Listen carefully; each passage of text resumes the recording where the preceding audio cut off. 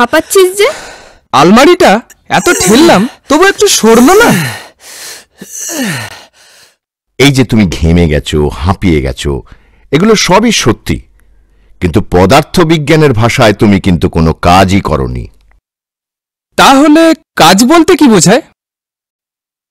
কাজের উদাহরণ দিতে গেলে তোমার ছোট ভাই যদি একটা পেন্সিল টেবিলের ওপরই একটুখানি সরিয়ে রাখে, তাহলে ও কিন্তু কাজ করল। বিজ্ঞানের ভাষায় কোনো বস্তুর উপর বল প্রয়োগ করে বস্তুটির স্থান পরিবর্তন করা হলে, অর্থাৎ বস্তুটির সরণ বা ডিসপ্লেসমেন্ট করা হলে তবেই সেটা কাজ হয়। এক্ষেত্রে বিজ্ঞানের ভাষায় কাজ করা হয়েছে বলা যায়। সুতরাং কাজ is equal two ball into সরণ। তাহলে বিজ্ঞানের ভাষায় কি দাঁড়ালো?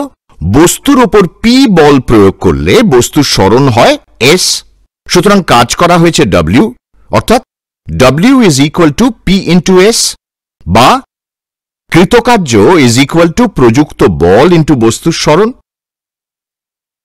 কাজ কিন্তু একটা স্কেলার রাশি।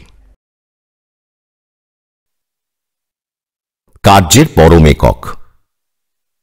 সিজিএস পদ্ধতিতে কার্যের পরম একক আর্গ।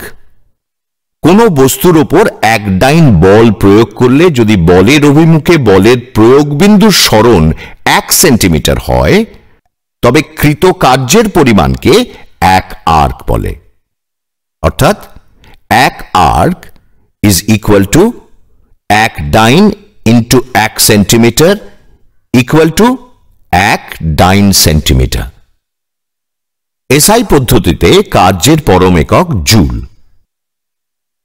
কোন বস্তুর ওপর 1 নিউটন বল প্রয়োগ করলে যদি বলের অভিমুখে বলের প্রয়োগবিন্দুর সরণ 1 মিটার হয়, তবে কৃত কার্যের পরিমাণকে 1 জুল বলে। অর্থাৎ 1 joule is equal to 1 newton into 1 metre is equal to 10 to the power 5 dyne into 10 to the power 2 centimeter is equal to 10 to the power 7 arg. অর্থাৎ 1 joule is equal to 10 to the power 7 arg. কার্যের অভিকর্ষীয় একক। CGS পদ্ধতিতে কার্যের অভিকর্ষীয় একক গ্রাম centimetre.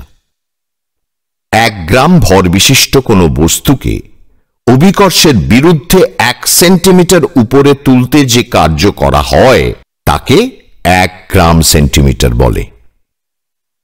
SI পদ্ধতিতে কার্যের অভিকর্ষীয় একক kilogram metre.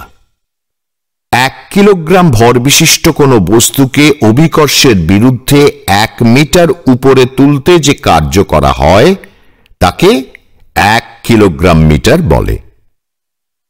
CGS ও SI পদ্ধতিতে কার্যের ব্যবহারিক একক জুল।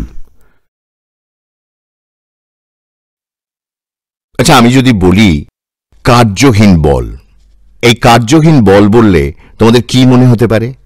যে বল কোনো কাজ করে না। একদম ঠিক। এর উদাহরণ দিতে পারো? দেখো, যদি কোনো লোক খুব ভারী কিছু নিয়ে হাঁটে, তাহলে সে অবশ্যই কাজ করছে, তাই তো? হ্যাঁ, কিন্তু ওই ভারী জিনিসকে তো পৃথিবীও তার দিকে একটা বলে টানছে।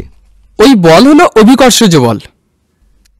কিন্তু মজার কথা, অভিকর্ষজ বল যেদিকে কাজ করছে, বস্তু কিন্তু সরছে তার সাথে লম্বভাবে।